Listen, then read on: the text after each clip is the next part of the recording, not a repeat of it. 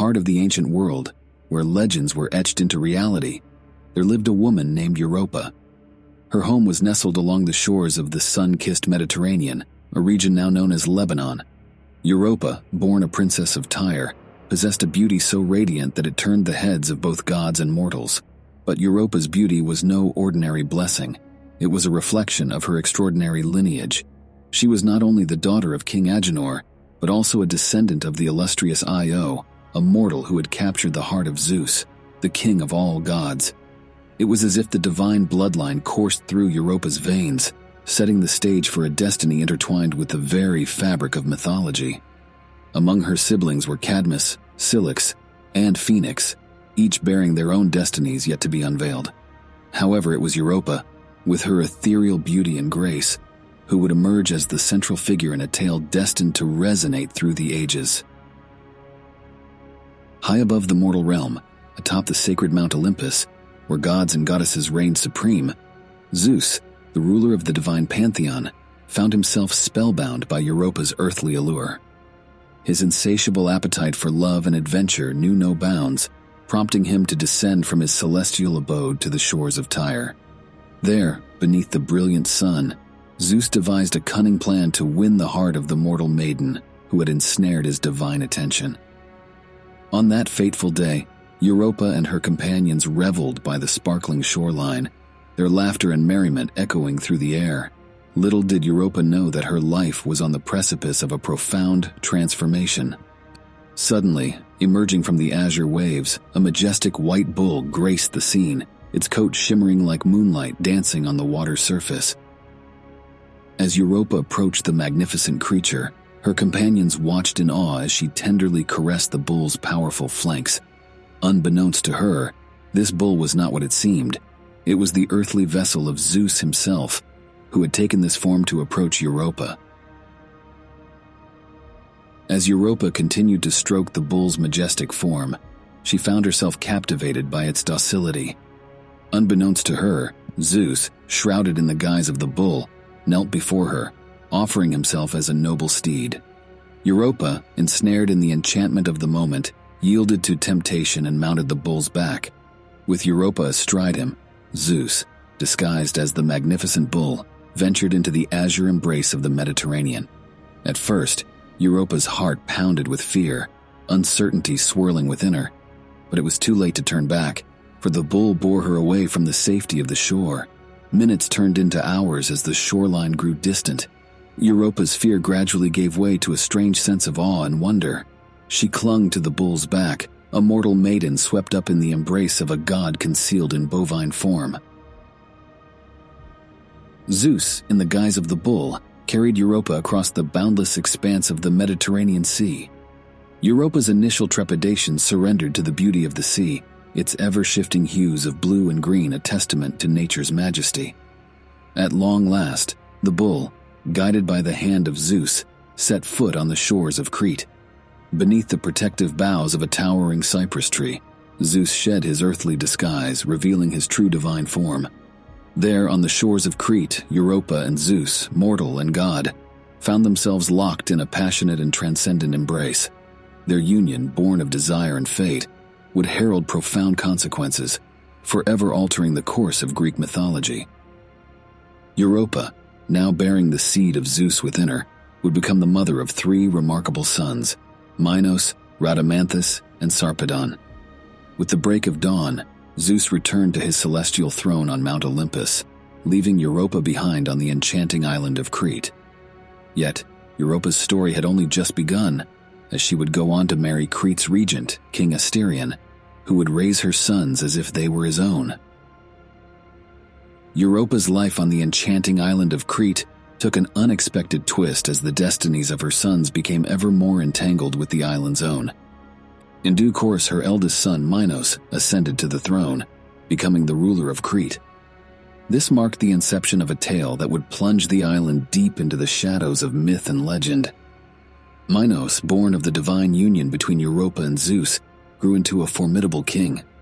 He was a man of both wisdom and strength, possessing the charisma and power to unite the disparate regions of Crete under his rule.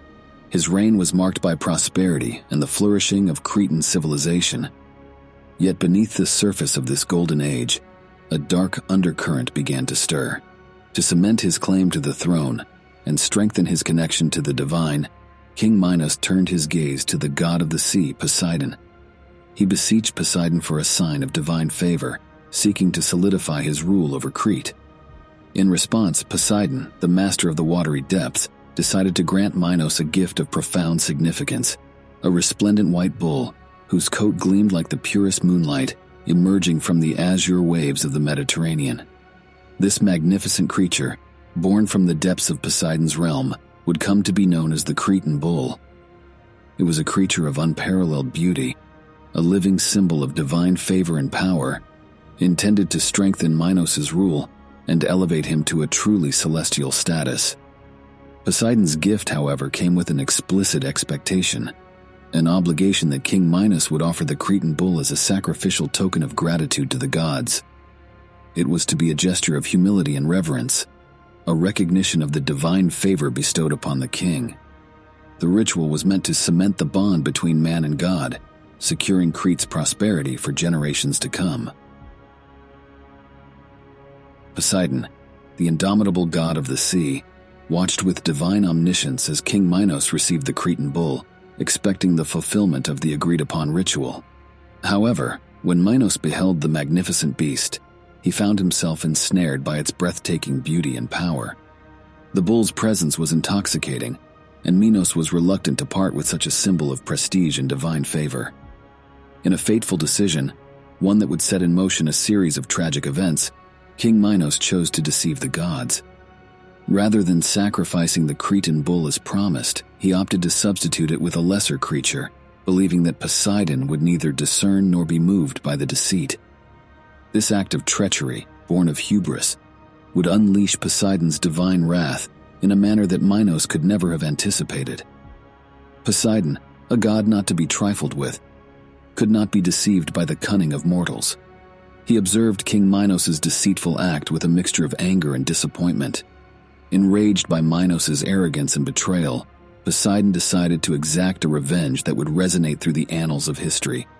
In an act of divine retribution, Poseidon chose to transfer the deep affection and desire that King Minos had harbored for the Cretan bull onto an unexpected recipient, Minos' own wife, Queen Pasiphae. This transfer of desire would lead Pasiphae down a dark and unnatural path, a journey into the heart of forbidden passions that defied both reason and the laws of nature. The queen, already skilled in the arcane arts of sorcery, was helpless in the face of Poseidon's divine intervention. Her overwhelming lust for the Cretan bull was a force that transcended mortal understanding, a desire that could neither be denied nor controlled. Desperate to fulfill her unnatural cravings, Queen Pasiphae sought a solution to her predicament, an answer that lay in the hands of a master craftsman, Daedalus, the ingenious inventor of Crete. Daedalus, renowned throughout Greece for his unmatched craftsmanship and inventive genius, faced an extraordinary and unsettling request from Queen Pasiphae. She approached him with a clandestine plea, one that would forever bind his name to the darkest corners of mythology. Inside her private chambers, away from prying eyes and whispers of scandal, Pasiphae revealed her agonizing secret to Daedalus. She sought his expertise in crafting a lifelike hollow cow, constructed entirely of wood. This wooden cow was to be meticulously designed to resemble a living, breathing bovine in every conceivable way. The bizarre and unsettling task that Queen Pasiphae presented to Daedalus had but one purpose: to serve as a vessel of deception, a vessel through which her illicit desires could be fulfilled. Daedalus, the brilliant inventor and artisan, accepted the challenge with a heavy heart, for he knew that he was being drawn into a web of darkness and forbidden passions. Under his skilled hands, the wooden cow took shape, its form so lifelike that even the most discerning eye would be hard-pressed to distinguish it from a real beast. Daedalus labored tirelessly, sculpting every detail with meticulous care. He imbued the wooden cow with an uncanny semblance of life, creating an illusion so convincing that even nature itself might be fooled. The completion of this enigmatic creation marked the beginning of a sequence of events that would forever alter the destiny of Crete and its unfortunate inhabitants. Pasiphae, consumed by her unnatural desires and longing for the Cretan bull, prepared to enter the hollow wooden cow. Concealed within its artificial form, the bull mounted the wooden cow, an act that would seal the tragic fate of both Queen Pasiphae and her unborn child. In the eerie twilight of that fateful day, their strange and forbidden coupling unfolded in a way that defied the natural order of the world. It was a moment that would etch itself indelibly into the annals of Greek mythology. Months passed, and Queen Pasiphae's unnatural pregnancy continued to grow within her. Her belly swelled with life, but this was no ordinary gestation. It was a pregnancy marked by otherworldly forces and unnatural beginnings. When the day of birth finally arrived, it was an event that sent shockwaves through the heart of Crete. Pasiphae's labor was a torment of both anguish and wonder, as she brought forth a child who defied the laws of nature itself. This newborn was not merely a baby, it was a grotesque fusion of man and bull. This creature was named Asterion, named after the first king of Crete. At the moment of its birth, Asterion was thrust into a world that would never fully accept or understand it. The child, bearing both human and bovine features, was a living embodiment of the forbidden desires that had brought it into existence, a creature both pitied and feared. Asterion's entrance into the world was marked by an eerie and foreboding silence. It was a moment that would haunt the kingdom of Crete for generations to come, setting in motion a series of events that would forever be etched in the annals of Greek mythology. As the child's cries echoed through the palace, its fate was sealed, a fate entwined with the labyrinthine depths of King Minos' kingdom. As Asterion continued to grow, so did the savage nature that lurked within its hybrid form. The brutish traits of a bull became increasingly pronounced, and its behavior grew more unpredictable and dangerous with each passing day. The court of Crete, once a place of opulence and refinement, was no longer safe with the monstrous offspring of Pasiphae in its midst. The transformation of Asterion was not only physical but also psychological. Its human intellect, if it ever possessed one, seemed to wane with the passage of time. It became increasingly difficult to discern whether the creature had any vestiges of humanity left within its monstrous frame. King Minos, faced with the ever-mounting menace of Asterion, found himself grappling with a nightmarish dilemma. The presence of this grotesque entity in his kingdom posed a threat to the stability of his rule and the safety of his people. It was during this time that the creature born of divine desire and unnatural circumstances earned a new name, one that would forever resonate through the ages: the Minotaur. The moniker, a fusion of Minos and Taurus, the Latin word for bull, not only acknowledged the beast's monstrous form, but also its connection to the king and the Cretan bull. Within the walls of the palace, as whispers of the Minotaur's monstrous nature spread, the fear and unease among the courtiers and subjects grew palpable. Visitors to Crete were shocked and horrified by the creature's appearance, and its very presence cast a shadow of darkness over the once thriving kingdom. Despite his deep affection for Queen Pasiphae, King Minos knew that he had to take drastic action to safeguard his kingdom and quell the growing unrest among his people. It was in this dire moment that he sought counsel from the Oracle of Delphi, a revered source of divine wisdom and guidance. The oracle's counsel was unequivocal. King Minos must enlist the skills of Daedalus, the master craftsman of Crete. Daedalus, renowned for his inventive genius and unmatched craftsmanship, was tasked with an undertaking of monumental proportions: to create a labyrinth, a structure of incomprehensible complexity, in which the Minotaur could be imprisoned. The labyrinth, to be constructed beneath the grand palace of King Minos in Knossos, would be unlike anything the world had ever seen. Its passages twisted and turned, crossed over one another, and led to dead ends with no apparent start or finish. Even Daedalus himself, the brilliant architect of this formidable maze, would find it challenging to navigate its bewildering corridors. The labyrinth of the Minotaur, a subterranean creation concealed beneath the opulent palace, was designed with a malevolent purpose: to baffle and ensnare any who ventured within. Its intricate layout defied reason, and its very existence was a testament to the determination of King Minos to contain the monstrous menace that had been born within his kingdom. Daedalus, despite his unease at being embroiled in this dark chapter of Crete's history, set to work with unwavering dedication. He crafted the labyrinth with meticulous precision, ensuring that its design would bewilder and entrap anyone who dared to enter. The construction of the labyrinth was shrouded in secrecy, and its existence was known only to a select few. As the final stones were laid, and the labyrinth's foreboding entrance sealed from the outside world, it became a place of confinement, a nightmarish domain from which there was no escape. The Minotaur, now confined within the labyrinth's shadowy depths, awaited its grim fate. Its monstrous hunger for flesh and blood could only be satiated by the unfortunate souls who would soon be delivered to its lair, a grim ritual that would perpetuate the terror of the Minotaur for years to come. Within the heart of Crete, the Minotaur, imprisoned in its labyrinthine lair, hungered for sustenance. King Minos, ever resourceful and ruthless, devised a gruesome solution to appease the insatiable appetite of this monstrous creature, a solution that would plunge Athens into a cycle of tragedy and horror. Simultaneously, tensions simmered between Crete and Athens, fueled by a tragic incident that had taken place years earlier. The catalyst for this animosity was the untimely death of Androgeus, the son of King Minos, who had met his demise while a guest in Athens. In the face of Crete's military might, Athens had been compelled to pay a grievous tribute to the Cretan kingdom.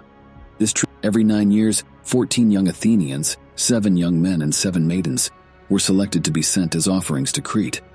These unfortunate souls, marked by the cruel whims of fate, were destined for a grim fate sealed within the heart of the labyrinth. The labyrinth itself echoed with the anguished cries of those who entered its twisted corridors, their pleas for mercy falling on deaf ears. The Athenians, sent as tributes to the Minotaur, faced a grisly end, their lives sacrificed to satiate the insatiable hunger of the monstrous beast. The fate of these young Athenians was a testament to the darkness that had settled over Crete, a darkness born of forbidden desires, deceit, and the relentless pursuit of power. The Minotaur, a living embodiment of this darkness, would continue to cast its long shadow over the kingdom, and the labyrinth's corridors would reverberate with the echoes of their tragic sacrifices for years to come. As the gruesome cycle of tributes persisted, the kingdom of Crete teetered on the precipice of despair, its people living in fear and dread of the monstrous specter that lurked beneath the palace of Knossos. The tale of the Minotaur, a creature born of divine wrath and human folly, had become an enduring legend, a story of horror and tragedy. That is, until one man rose to the occasion. He volunteered his service to strike down the monstrous beast and stop the horrifying sacrifices of the Athenian people. That man's name was Theseus,